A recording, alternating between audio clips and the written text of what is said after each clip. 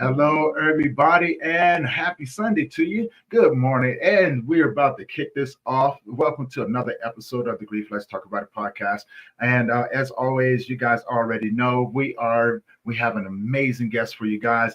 We got some people tuning in already on Instagram and Facebook and LinkedIn and everywhere else. And so I would like to say thank you guys for tuning in. If you have any questions or comments, please put them in the comment section. And as always, we have an amazing guest for you guys. Now, before I bring her up here, I would like to say two things. If this is your first time tuning in, do me a favor, head on over to that YouTube channel, hit that subscribe button, hit that bell notification so you'll be notified every time that we drop a new episode. And the most important thing is this is for educational purposes only. Now, without further ado, I'm going to bring on my next guest. You guys, she's amazing. We had the chance to get to talk. You guys are going to have a whole lot of fun with her as well.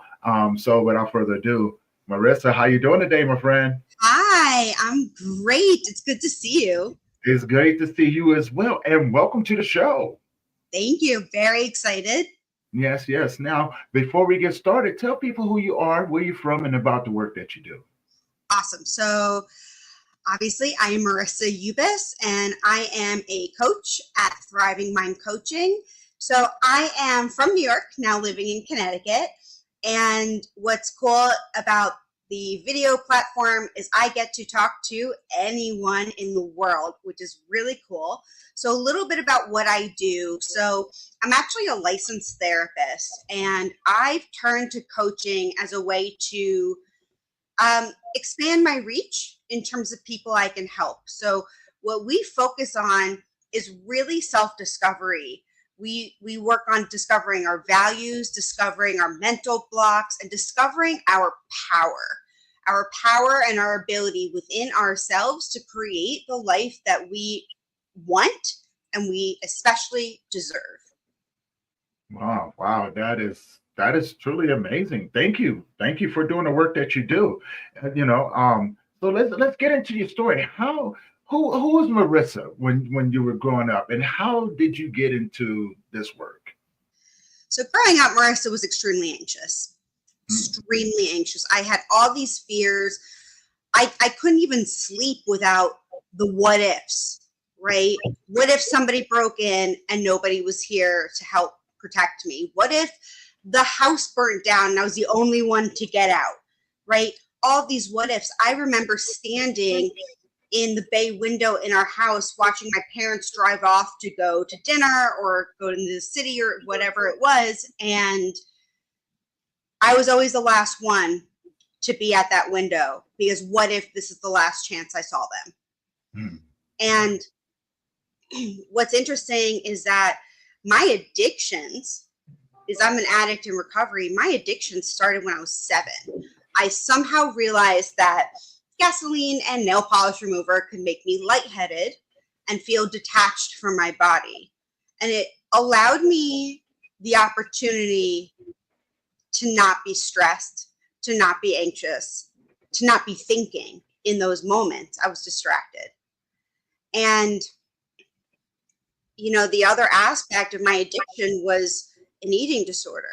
So around the same time, I was starving myself, which gave me another opportunity to detach because I would get lightheaded and dizzy and all these kinds of things. And what I look back and realize now is that was my way of dealing with all this really intense anxiety. Now, I have chronic illness. I have a bunch of autoimmune diseases.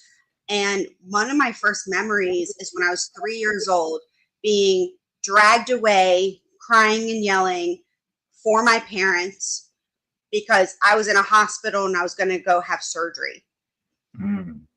And from there, that was 3. I talked about 7. 9 years old, one of my what ifs came true.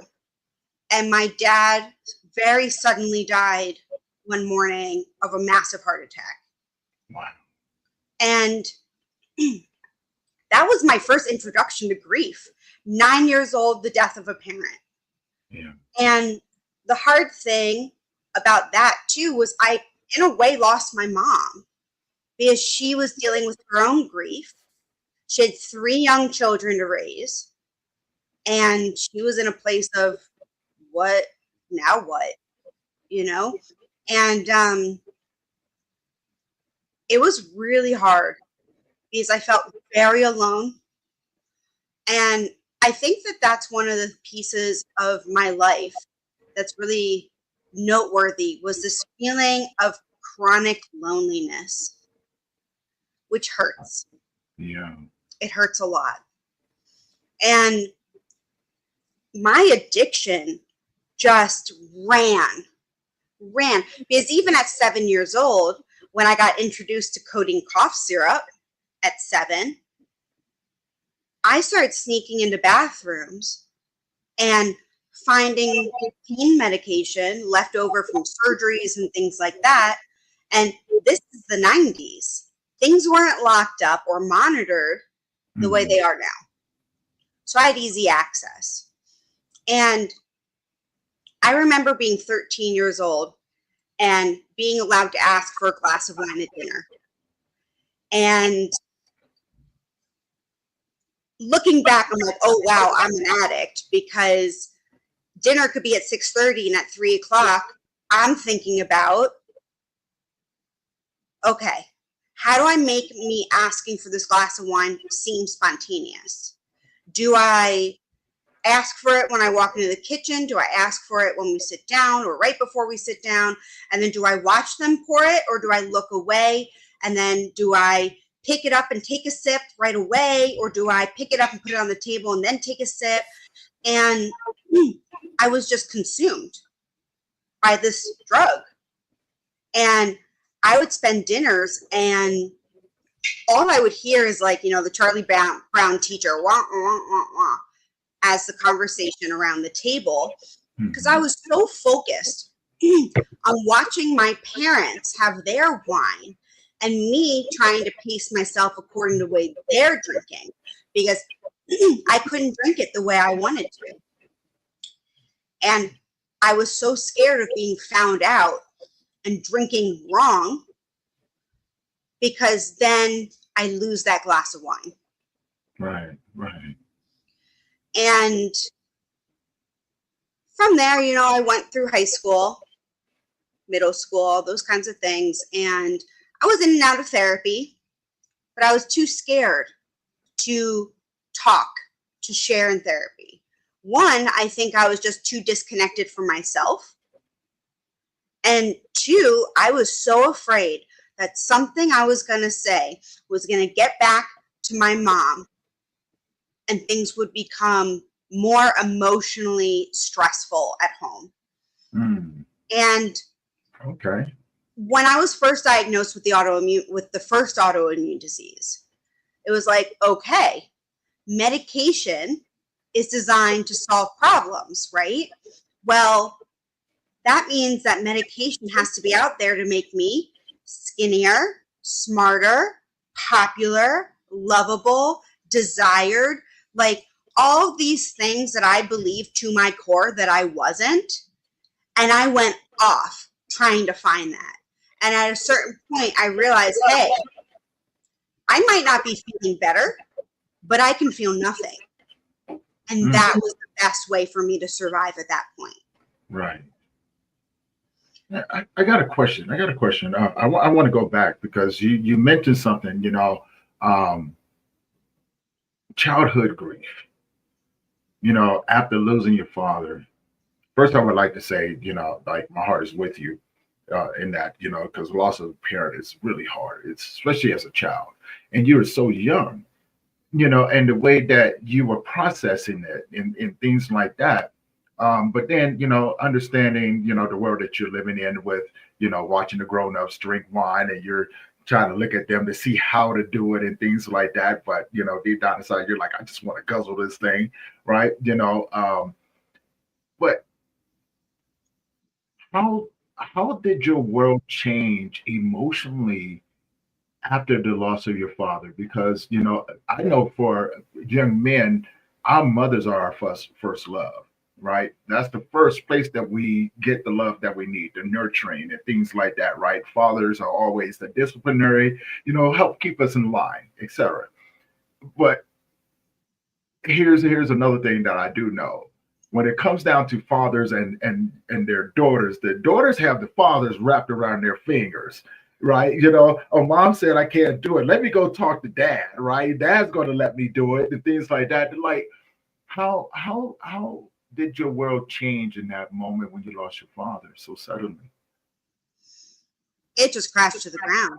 I Mm, mean, my perspective at that time was that I lost my safe parent, right. you know, and at the time, I just shut down. I could not handle it. I mean, don't get me wrong, I cried and screamed when I heard the news. But after that, for the longest period of time, I didn't even cry graveside. I Mm, was just turned off. Everything was just shut down. okay. And what that eventually led to was a really deep depression and suicidal ideation, suicide attempts, because I never actually grieved. Right. I didn't know how. I don't think I really started to grieve him until my 20s. Mm. Yeah. I want to make a statement. I also get your thoughts on it because grief is one of those things that, growing up in the generation, that we grew up in, right? Like there's some things that's just not talked about.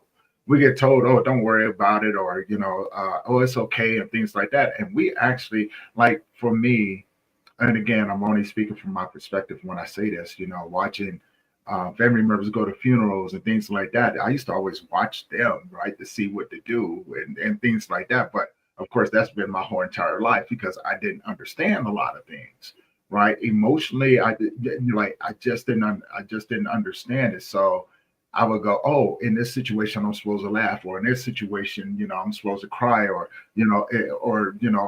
and it was so confusing of me watching people not have those characteristics. So for me, normal was keep it moving, right? You know what I'm saying? The man up and just you gotta tuck that down. You gotta tuck that down, way down. You're like, you don't have time to dwell on it. You have to keep it moving. And so culturally, right? Was it the same for you as well? Like, or just finding different ways of just shutting out the world. I think what was hard and confusing for me was that other people were crying and devastated and expressing it. Hmm. And I remember not being able to connect, Mm. Okay. Okay. right? Because I I didn't it was too much feeling for me. And I would look around and be like at the graveside and I wasn't crying. I had the thought like, what's wrong with me? Mm.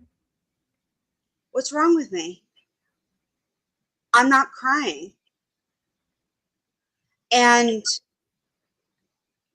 I didn't really have, I mean, let me rephrase. I had plenty of people modeling grief outside the home, right? In terms of people crying and people talking about it and sharing stories about him, things like that. But inside the home, I wasn't even, I was so shut down, I wasn't even aware of what was going on in my home. I just felt the energy shift. Mm. Okay. And my mom said that she had put us all in therapy, which I have no memory of, but that she told me that all we did was blame her. Mm.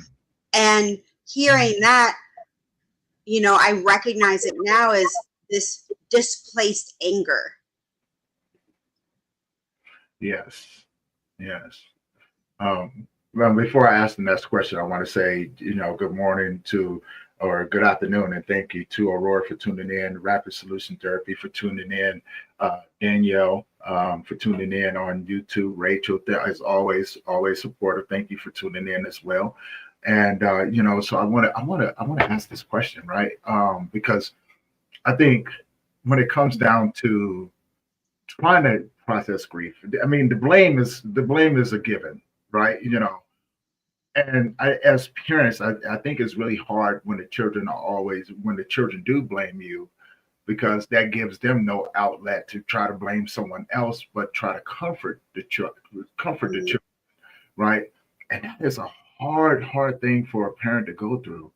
It really is, but it's even more conflicting when a child has to go through it as well. And not too many people talk about childhood grief, or I mean, and then on top of there, you got an autoimmune disease, right? And things like that. And you're trying to navigate this world. So there's a misstep in communication Mhm. and a huge gap in understanding, right? I want to get your thoughts on that. Like, um, how would you what would you recommend someone out there right now that's listening going through something similar from your own experience, In terms of being the parent of a child who's grieving, but also being a child who's being grieving? a child too.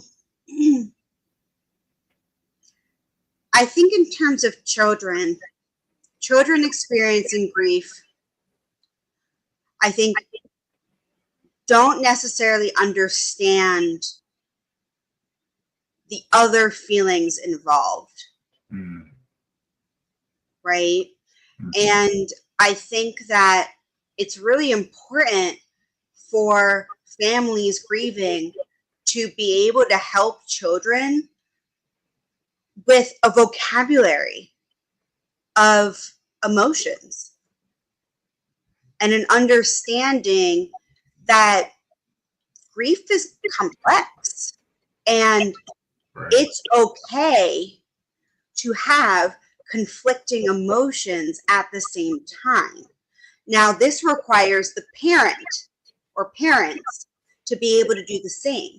Because if parents don't have the vocabulary to be able to take grief and break it down into different emotions and feelings underneath it, Hmm. then they can't model it and then they can't help guide their children through it. Right. Now, I want to fast forward a little bit, because you mentioned some things, and I want to touch a little bit on there, because at an early age you started with the cough syrup, right? The codeine. And also, with the wine, right? Watching the adults and things like that. And I can definitely relate to that at an early age. I used to watch the people in the neighborhood, and I think one of the biggest things I always kept from the family is, watching the first person I ever seen get killed, and getting told, "Hey, man, this is just part of it. This is part of what's going on out here in the world. This You're going to see a lot more of this. Like, don't let it bother you, But here, take this shot right here. It's going to help you deal with the memories, right? You know what I'm saying? You're so young, you may actually go to sleep, something like that. So I'm out there. I'm a young guy out there with the big dudes and stuff like that. And so imagine them taking me home, and I can barely talk, and my mom come out the house like I'm messing everybody up. I'm fucking all of you up. Got my son coming out here and stuff like that, and them trying to explain to her like, hey, like, this is what happened. You know what I'm saying? And he was right there. He had the chance. He witnessed this. And then, but here's the crazy part, Marrissa. Like, I really didn't like alcohol back then, right? It was one of those. I was just like, I don't like that, because I didn't like the hangover or something like that. I was like, I don't like that, right?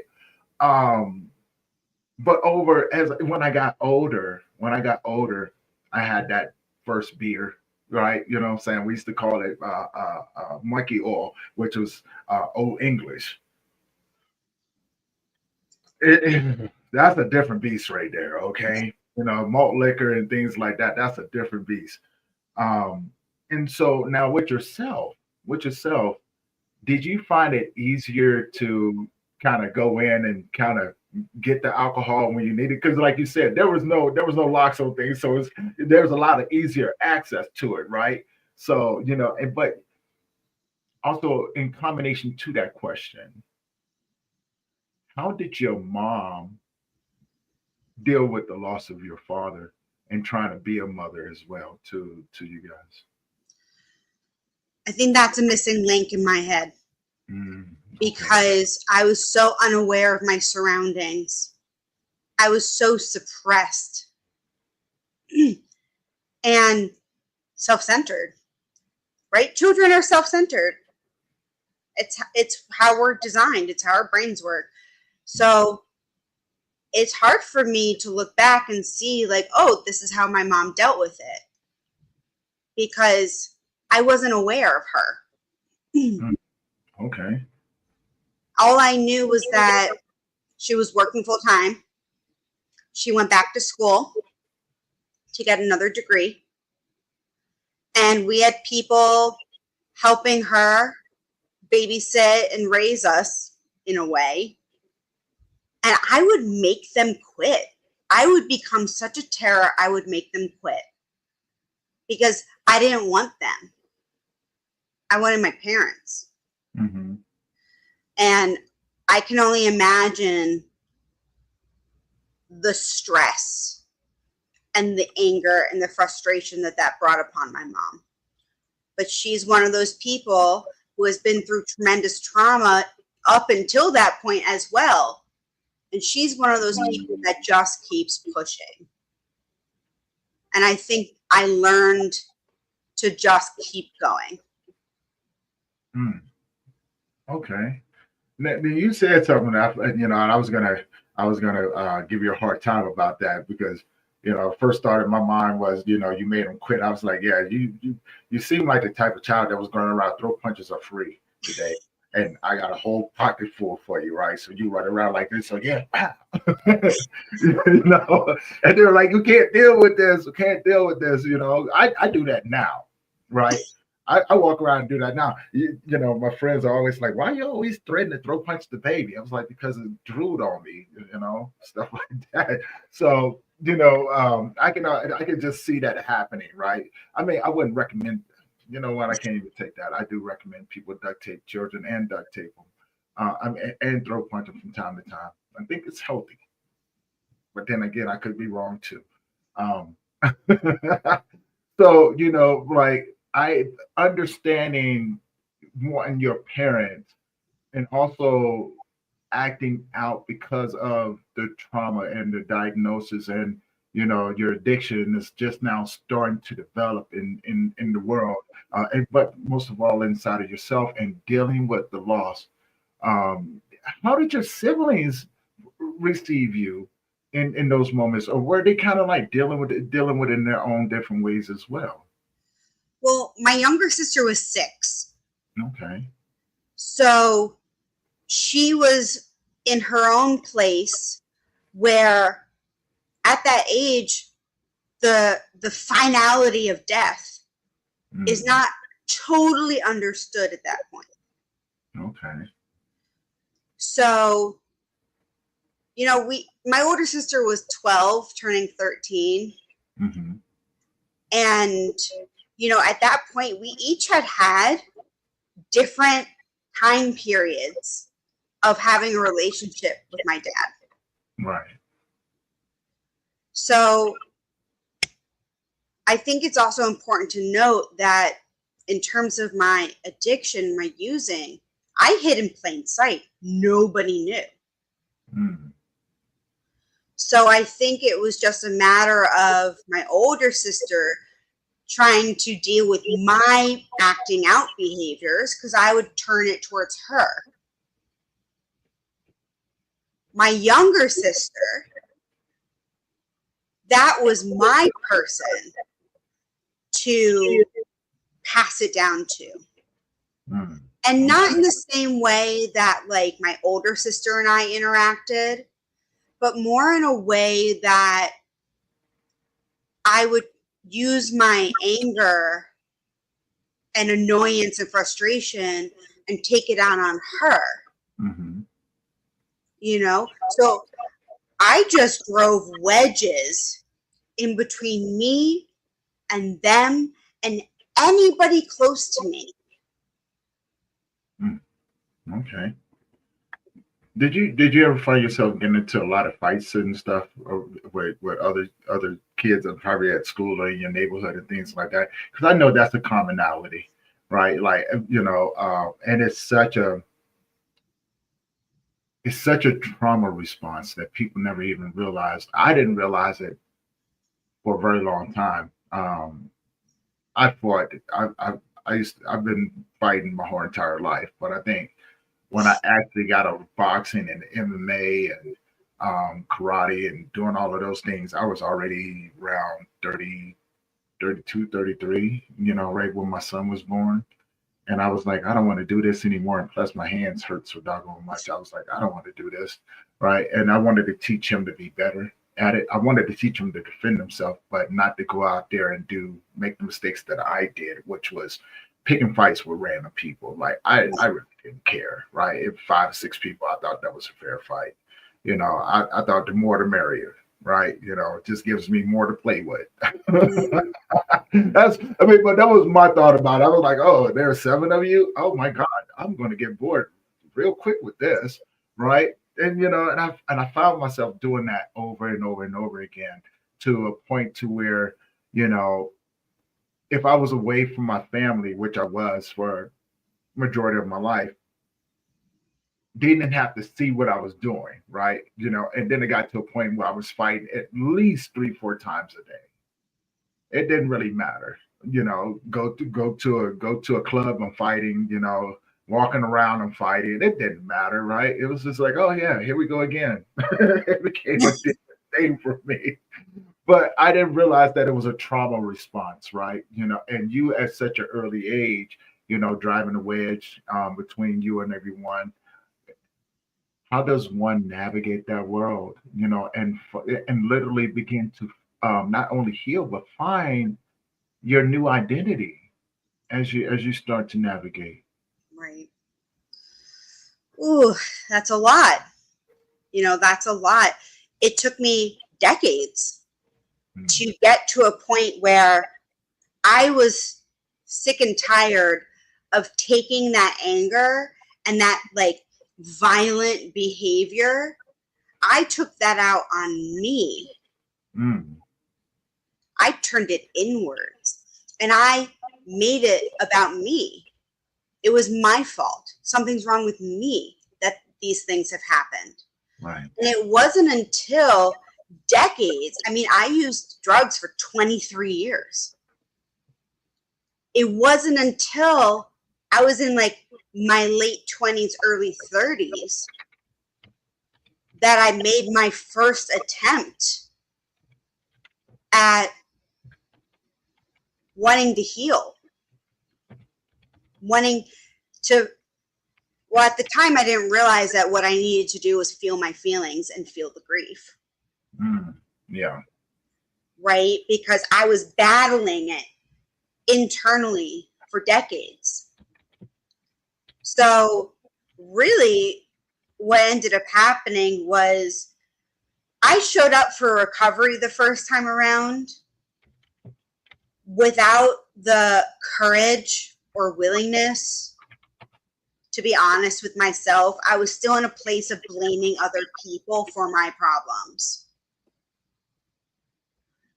And it took like a really major relapse for me to get humble and say, whoa, yes, these things have happened to me. They've happened in my life. And it's my reaction. It's my emotional response to these things that are hurting me the most. And that what was hurting me the most was not letting myself feel those feelings. Because suppressed emotions show up in my body. Yes. So, yeah, it wasn't really until I relapsed and really got humbled, got an open mind, got willing, and had the courage to look at myself and feel the pain Because at that point, not only was I grieving all of the traumatic stuff that's happened, I was also grieving the pain I inflicted into myself. I was grieving the life I could have had if only. And the pain of thinking if only. Because that's a lack of acceptance. Right. And it took a lot of struggle to learn acceptance. Okay. And I learned that acceptance and condoning are not the same thing. Yeah, that's deep. That is definitely deep. I got a question. And trigger warning for everyone. We're going to talk a little bit about suicidal ideation and things like that, because I want people to have a really good understanding with this last year. Last few months, there's been a lot of losses that I've witnessed myself. And I don't think people really understand how individuals get to that point. Right. And I can only speak from my point. Mine was a lack of, I was just tired. Right. I was tired of the everyday wanting to run away from the world and feeling so alone. The pain that I was constantly carrying, and, the constantly feeling as if no one cared about me. And so, I got to a point to where I was like, you know what, it's just better for everyone if I'm just not here. Then I wouldn't have to deal with the things, that are going on in my life, right? And I honestly convinced myself that that was going to be the best way for me. Either that, or I was just going to disappear from society, go find myself a cave in a mountain somewhere, and live out the rest of my days there. I was really honestly done, right? But when you're on the outside looking in, most people will say this phrase, which really, really honestly frustrates me. They go, "Oh, that was a coward's way of checking out of life," right? Because they don't really understand. I don't think unless you've really been at the bottom of everything, you'll never really understand what honestly goes on in a person's mind. And so I asked you, what was those? How did you get to that point where like um, suicide was an option, right? And what was the determining factor of you saying, you know what, I want something different? Because most people never come back from that. Yeah, so I live with passive suicidality for a long time Hmm. because I believed so little about myself. I believed that I truly was a burden. And I really did believe that people would be better off without me. And the crazy thing is, I had this belief that if I were to die, people would bury me and then walk away and forget me. Yeah. So you also touched on pain. For me, my life internally was so unbearable because my way of talking to myself was, you don't deserve to live. Hmm. You don't deserve the things that you have. You don't deserve a better life. This is what it's going to be for you. And I just didn't have the courage to live. Right? People talk about how, it's the coward's way out. And in a way, I think of it as our way, or I should say my way, of reducing harm on the world that my existence was causing. Right. And I just couldn't handle my pain anymore. I mean, imagine being in so much distress and agony that my emotional pain physically hurt. And I just couldn't handle the pain anymore. Like you said, I was tired. Yeah. I was exhausted, emotionally and physically exhausted. And I just could not bear the thought of one more moment, one more day, feeling how I was feeling. And I truly believe that there was no way out. I can relate to that on so many levels. So many levels, just feeling trapped in a world, feeling like everything's against you, right? But you're moving around in silence. So no one really, and again, I find this to be a very common thing across the board. No one really knew, right? Although they are watching you, and I believe that we get really good at hiding it, right? Instead of asking for help, because who's really going to help us? Who's really going to understand? Are you going to have me committed? Are you going to think that I'm crazy? Right? Which is going to add on a whole lot of other stuff, meaning that, somebody may get hurt or something like that. That feeling of being a burden. I know that was a heavy one for me. Mm-hmm. That was a really, really heavy one for me. Like, I don't want to be a burden to anyone. Right. But of course, I don't know what I'm supposed to do. In that time, I didn't know. I didn't know that I was going to be doing this, and so you went to AA. I mean, you went to get help for your addiction and things like that. I went to Narcotics Anonymous, NA. Narcotics, okay, NA. So I tried AA. I went to maybe 3 of the groups. I turned around. I said, I am not going back there. Right? It wasn't for me. It wasn't for me at all. I was like, because they kept saying, "Oh, your life is nothing without this and this, that, and that." And I was like, no, my life is worth something. Right? This should not determine what the value of my life is. Right? Mm-hmm. I shouldn't have to go through this right here and saying that my life is nothing, because it always made me feel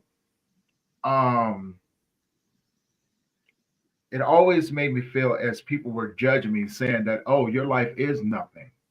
And that just made me want to go and take my life even more. So I actually did it. And, the crazy part, I don't recommend it for people. I really don't.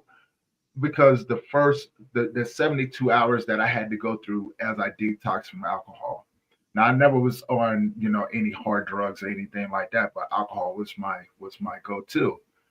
And my son he was young at the time, so I knew that was going to be my determining factor right there. But that first 72 hours, that detox, holy crap! I wouldn't want to do that over and over again at all. That sucked a lot. And so I pose that question. I pose this to you. Going through NA. How helpful was that? And when was your determining factor of saying, you know what, I want to go and I want to help other people like myself? Absolutely. Well, first of all, I'm sorry that you had that experience, those experiences in, AA, and, everybody has a different experience in 12-step programs, and some people, really don't connect with it. Right. Their own, right? For me, going to a 12-step program, at the very beginning, I was like, I'm not doing any of this. And then I relapsed. See that? What really brought me back and has kept me in the program is the fact that for me, the program requires true self-honesty and complete personal accountability. I am responsible for my own life. Mm-hmm. And what I've learned so far is I've learned about all of the baggage I've been carrying. And I've learned how to identify what was not mine to carry in the first place. What have I been carrying that I've been carrying for too long? Mm-hmm. And what have I been carrying that has been so big and heavy from my perspective? And make that baggage lighter. I learned acceptance. I learned open-mindedness, willingness, tolerance. Because I thought I was an open-minded, tolerant person, Mm-hmm. but I wasn't. And what I love about, 12-step programs is that nobody's telling me what to do. Everything's a suggestion. I have learned, though, that suggestions that I don't take, I regret. The suggestions I do take end up working out for me. Because at the end of the day, I'm working with like a sponsor and a network of people who have a wide variety of life experiences. So no matter what I'm going through, I can find at least a handful of people who have gone through the same thing or similar things, Mm-hmm. done it clean, and have come out the other side in a better place. Okay. Okay. So in order for me to learn how to live a new way of life, I had to take guidance from the people who were living the life that I wanted to live. And so the way that's translated into my coaching is, I've taken my life experiences, all of them. Mm-hmm. I've taken my formal education of getting 2 degrees, my clinical work as a licensed therapist, and I have built all of these skills that I know work because they don't only work for me. I've seen them work in everybody who puts in the work. Mm-hmm. I've seen them work in my patients and my clients. And I know that because I have an inherent understanding of how people go through life and what life is like, Mm-hmm. even if I haven't lived your exact life, I've experienced your feelings. Mm-hmm. And I've dealt with them in both harmful ways. And then I learned how to sit with them and feel them and acknowledge them and let them show me the message that they're trying to send me and go to those places that they're guiding me to, because the only way out is through. Mm-hmm. And I learned that I can't do it alone. Yes. I need support.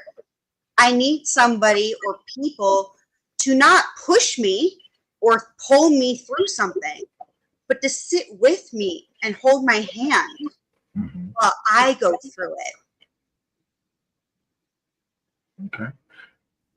My next question would be, because I love that you said that, right?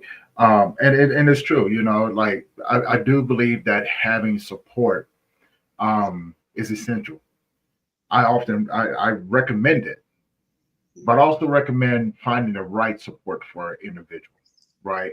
And as well as AA or NA, any of those type of groups like that. Just because it wasn't for me doesn't mean that it's not for the next person. So I never want to discriminate or say, oh no, don't do this or this, that, another. No. Go try it. Yes. anything that's going to help you and give you the tools that you need to help navigate that world and hold you accountable, I say, hey, go for it. Now, my next question would be, because now, I want to tie into the mental health aspect that goes along with that as well, right?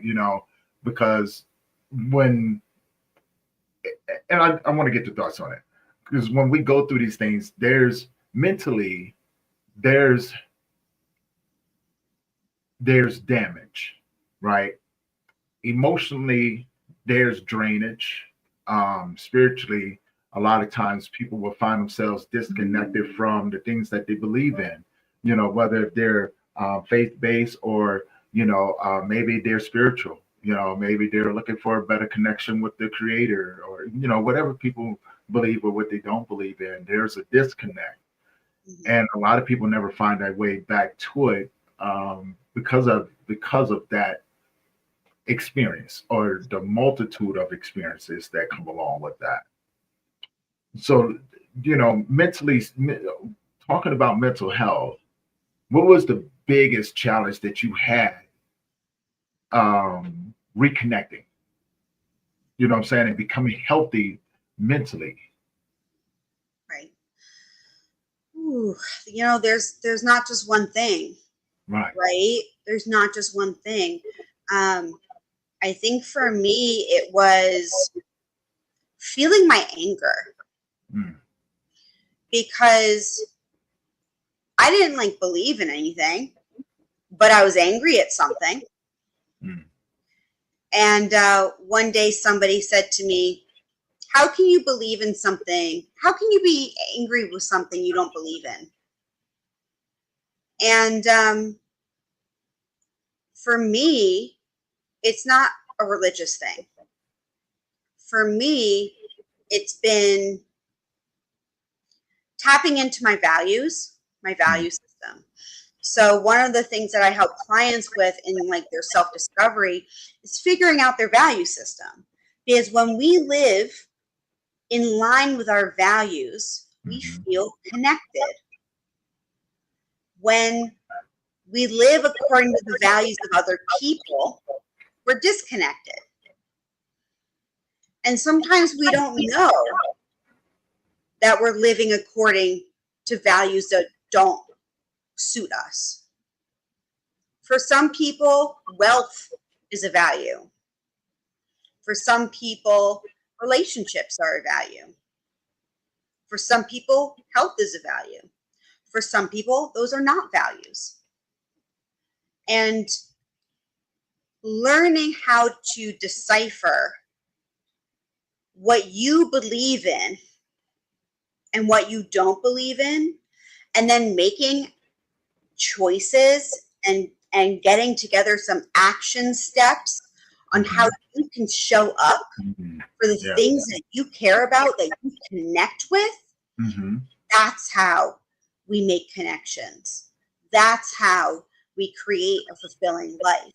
We create a fulfilling life by learning about what matters to us, saying yes to those things and no to the others. I like that. I like that. How important is it to have a routine, right? Because I know for me, I have to have a routine. And right now, I am very diligent on my routine. And I won't let people disrupt it. I really won't. People may be like, oh, I want to hear that. Don't call me. I don't want to talk to you.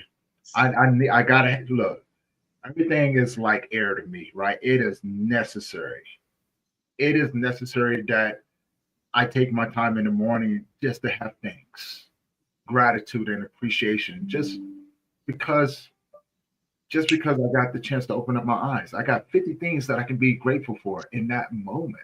Before my feet even hit the ground, I'm already saying thank you. Thank you for this opportunity, right? Um, Having breakfast in the morning is a must for me. Going to the gym is a must for me. Eating right, and all of those different things, meditation, yoga, breath work, um, doing an emotional check. Like it's like it's like an oil change for me, right? I'm like, am I okay today? Right? Am I okay right now? What am I feeling? Identifying those things, actually putting the words to it and things like that. It's like Sudoku, right? You know what I'm saying? Like there's a you, and so I'm constantly trying to put the letters to it until it forms the word. I'm like, that's exactly what it is right there, right? But also being present, um, and not allowing those challenging moments to take over my day, but to be in that moment with them, to have the ability to extract information and then letting it go. That I think that is the hardest part right there. Is just letting those moments go and going into the next moment with a clear and open mind. Um, but also taking the time for self. I was just telling somebody yesterday, there's times where I get up and I have to fight with all six parts of me just to figure out how I'm going to feel for the day, right? And it's a hell of an argument because I'm like, you don't roll with me, you know. But you never know, right? You just never know. But that is like something that I developed. Not that I have multiple personalities. It's just the different emotions that come about that I may not agree with. Mm-hmm. There may be a sadness that's come about. I'm going. I really don't want to deal with you right now, right? So we're gonna have to figure out. We're gonna have to figure out this aspect of sadness. Why are you sad? Right? Is life really that bad for you right now? What's going on emotionally, mentally, spiritually, things like that. Let's address these things. And so before I go out into the world, and I often recommend this to people, your first I love you should come from you Mm. because everything else is a bonus. You may not get that, right? But you want somebody so bad to say it to yourself. Secondly, treat yourself as if you're worth loving because you set the pace on how other people treat you. And when I talk to young men, especially the young men that are coming up right now, I have a few certain rules that I tell them. Always shake a man's hands because when you shake a person's hands, you got to look them in the eyes and make it real hard for them to lie to you. And you can determine a lot from a person from that handshake. Be wary of the people who dap you up because those will be the ones that be quick to turn their back on you, right? Those are your so-called homies. Don't ever put yourself in a situation to where you would have to make a choice of being respected or disrespected. If you take the time to respect yourself, it makes it real hard for other people to disrespect you. Now, again, this is part of my routine and things that I practice on a day-to-day basis. Mm-hmm.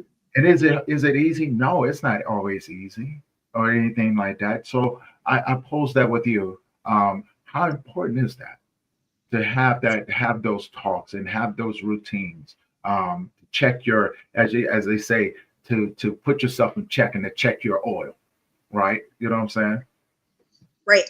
So I think that there's a difference between having structure and having routine and being rigid, right?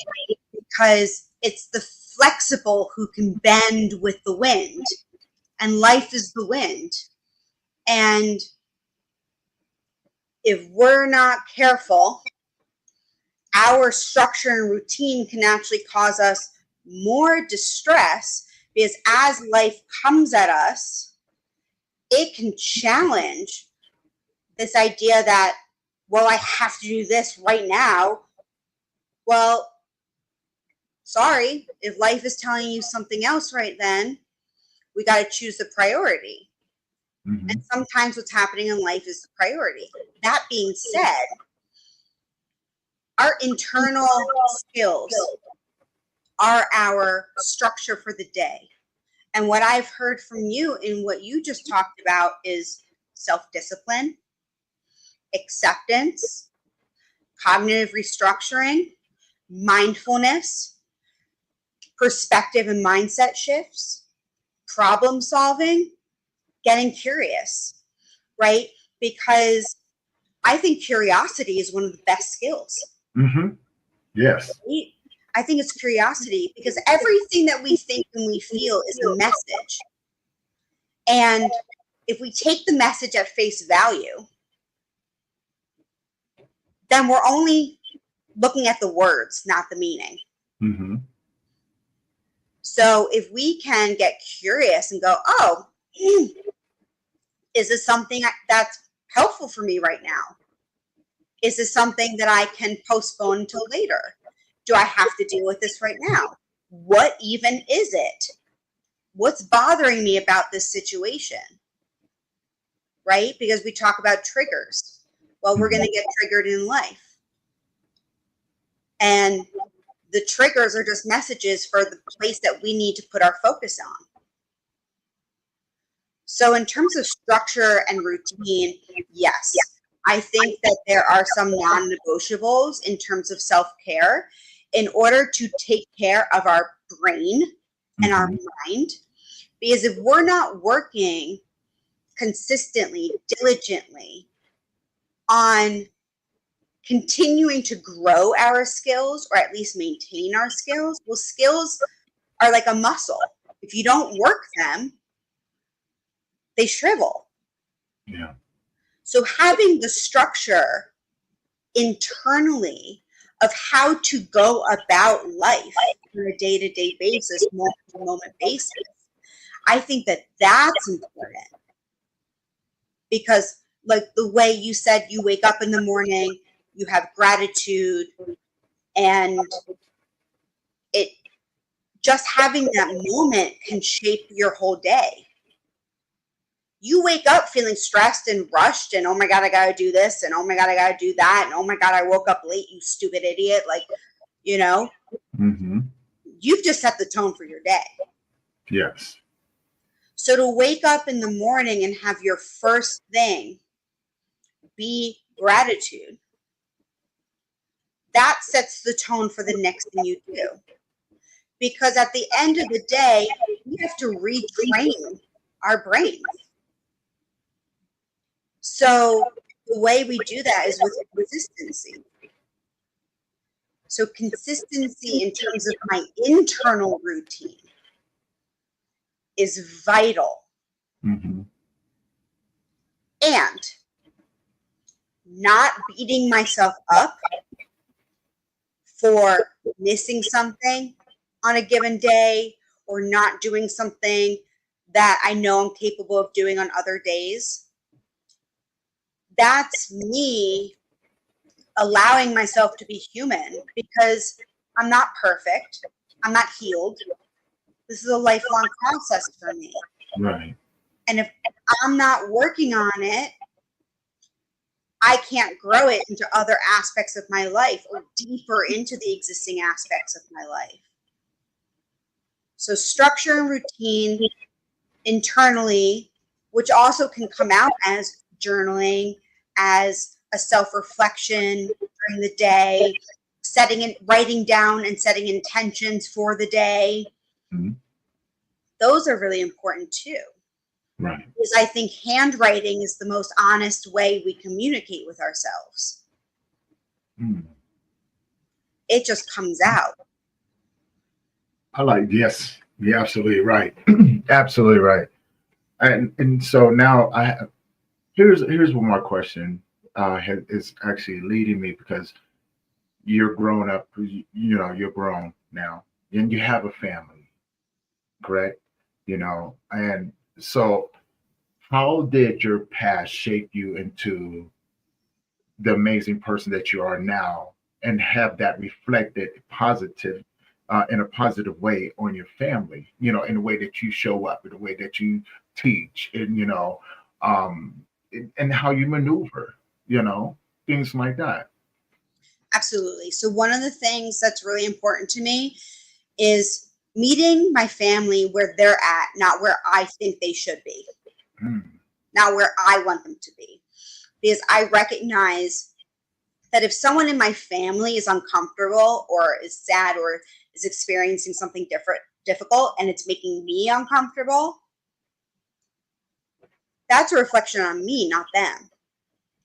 And the idea that, oh, well, I'm uncomfortable because of what they're doing, so I need them to change what they're doing, Mm-hmm. is me saying, I'm going to blame you. I'm going to try to control what I cannot control, because the only person or thing I can control is myself. Right, right. So meeting my family where they're at, and especially like with the kids, patience, tolerance, empathy, compassion, not being judgmental, and modeling, by expressing to my husband or just out loud, hey, you know what? What I'm watching is making me feel this way. And when I feel this way, this is how I think. And this is what I do about it. So I'm actually putting into words out loud my internal process, so that the kids know that their internal process is not wrong. And that showing and demonstrating not only in my words, but then my next action, Mm-hmm. I think is really important, because kids are going to do what we do and ignore what we say. Very true. I think that's the nature of the beast, So Right. I love that you said that. I really do, because I find that very fascinating. You know, having had been a father myself, there was some of the things, a lot of stuff that I implemented, and as a man and being a single father, there was a lot of things I didn't know, right? And then, to be honest, had the things not had happened to me, I wouldn't have the intuition that I have now, which I wish I would have had when I had my son, right? Because I would have been able to give so much more to him. Now, I don't feel that I did a bad job or anything like that, but it's the what ifs, right? He would have been 17. What if he would never passed away? He'd have been 17. What type of young man would he have been? Right? What sort of things had he have been into? These are things that, through knowledge now, that implementing in such a positive way, being able to show up, right? Understanding the different aspects of his journey, but wanting to experience it myself, right? It was always the curiosity. It's always a curiosity. And I say that to say this because we're so close to the holidays. There's so many people like ourselves. And some people who are struggling to no end right now, right? With the what ifs, the what could should haves.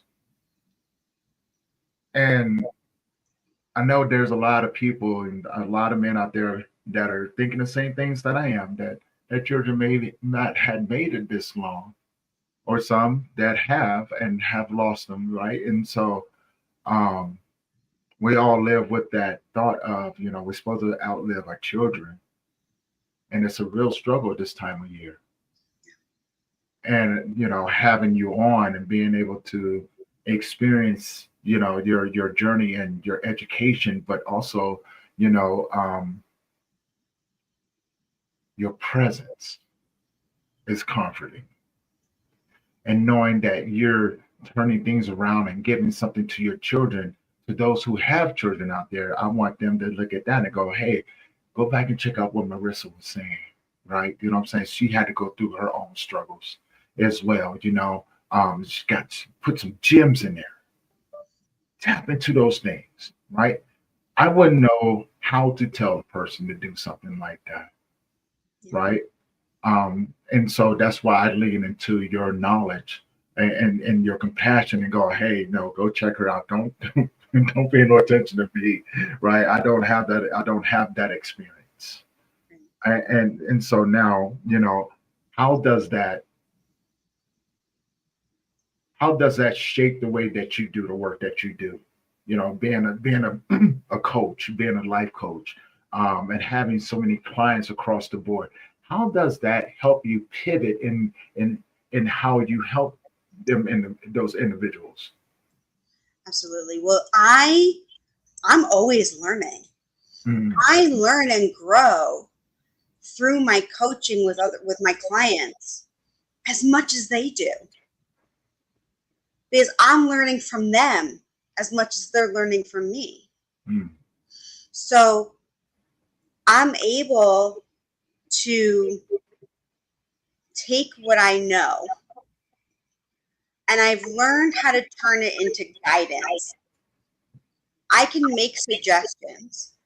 I've also developed a really great skill at being able to identify people's thinking patterns mm, and catch those patterns and make connections in my clients' lives that they might not have otherwise made. mm. I like that. Okay. So I take everything, and I'm right there with you. I'm right there with you. My coaching is about you, not me. I like that. I like that because I have met a lot of people. Well, not a lot. I've met a handful of people that they're going, no, if they're not ready for this, this is not for them. I'm a coach myself. I'm a grief coach myself. I've learned how to pivot, right? Because I don't want to turn away anyone. Mm. And this is why I make the connections that I do across the world because I don't want to ever turn away anyone or think that, or think that I know it all because I don't. I'm just a curious guy. That's all. And again, a lot like yourself, I cater what I and how I show up to the conversations that I have to fit what my clients need from me, Mhm. or more, most importantly, what they need for themselves, right? And so learning how to cater that treatment to them, I I see I see them grow in their own ways and become better individuals. And to me, that is the most beautiful thing in the world to watch a person turn into that butterfly after going through the mushy cocoon, right? And they come out like, look at me, look at my wings, I'm so colorful. And they go, they're going about their way. I think that is the most beautiful thing in the world. Um, but to see them go off is not a sad thing for me.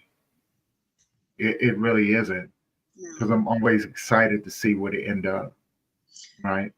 I totally agree with you. There's something so amazing about seeing the life come back in somebody's eyes, Yes. Oh, and to have that moment. I call it the light bulb moment, where the light bulb goes off on top of your head, and people just, they get it. They have that shift moment, mm-hmm. and they start to really get it, and then they get excited, and then they keep going. And I know I've done my job when they've built their skills to the point where they don't need me anymore. Maybe they want me. Maybe they'll stick with me because they value my continuous guidance throughout life, but they don't need me anymore. Right. Yeah. I love that. I love that. And I wish everybody, could have a coach like yourself, with that compassion and that direction and understanding. Like you don't need me, right? I'm saying it's okay to go and follow your heart and see where that takes you. I also, I find that to be fascinating, Yeah. so fascinating for me. But also, understanding my role as well. Some people may go, well, Tony, that can be pretty taxing and things like that. Not really. It depends on the individual, right? And we are all individuals in this world. And so now, with that being said, you know, tell people how they can find you, Marrissa. I got your information in the description below. So, for everyone who's tuning in, her information is down below in the YouTube channel. And if this is your first time, you haven't already gone over there, hit that subscribe button. Look, it's scrolling across the bottom over there, right? It's scrolling right there. We're on YouTube. Go find it. You'll see my face up there. When you see that face, just block it out. Hit the subscribe button. Go check out some of those conversations and things like that, right? My website is down there below as well. So we got some things coming up. Been a lot of work behind the scenes and things like that. So if I haven't been able to reach out to people, trust me, I'm tired. Okay, I've been going for quite some time, and sometimes I crash out. I'm a human being, so just a little forgiveness for me, all right? Just a little bit out there. So for everyone out there, Marrissa, tell people how they can find you. So I have a new website called mythrivingmindcoaching.com. So on that website, you can learn more about me and what I offer. There's a text box where you can send me messages. You can also find me on Instagram at Marrissa Ubis MFT. And you can email me at marissayubismft@gmail.com. I'm happy to answer any questions that you have. I offer a free 30-minute online consultation, no strings attached, where you can ask me anything about myself, about what I do, and we can talk about your specific life and your specific goals, and then see if we're a match. I love that. I love that.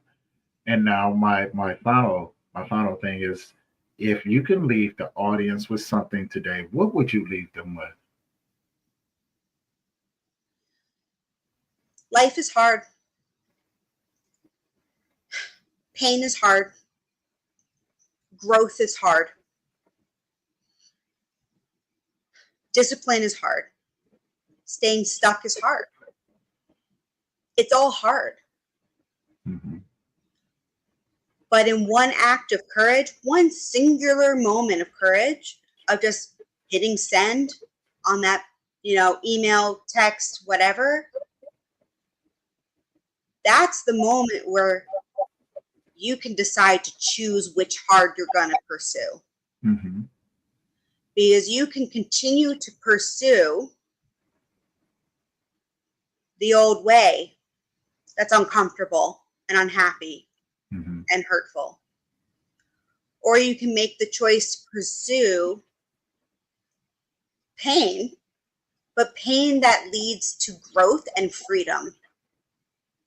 There is freedom on the other side of fear.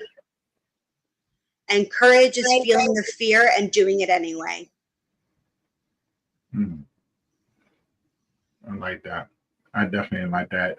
And with that being said, we're going to go ahead and wrap this up.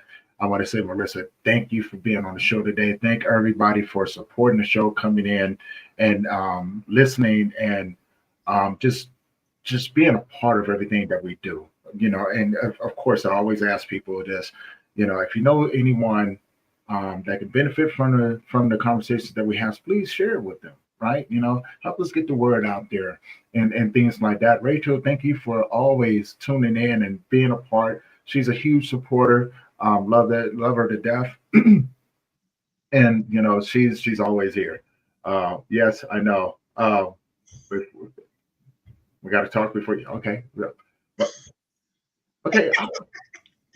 Before I sign off, I got to sign off. You know what? We'll talk, because I was like, before I sign off, that's gonna be kind of hard right there. Because in order to talk, I have to sign off. But no. Okay, after you see, there you go. After you sign off, see, she confused me and all kinds of stuff. But yes, with that being said, guys, we're going to see you in the next episode. Also, I'm going to be doing two more podcasts this afternoon. I'm going to be the guest on a few of it. So go check them out as well. Keisha B. I'm doing hers, and I'm doing another. I keep you guys informed. It's been one of those days. Okay, you know what I'm saying? It's been busy, busy, busy, busy. So I'm constantly running, running, running, running. But go check out Marrissa. Show her support. Let her know that you've seen on the podcast. And with that being said, guys, go and enjoy the rest of your Sunday. I love you. We're going to see you guys in the next episode. And yeah, enjoy your day. Love you.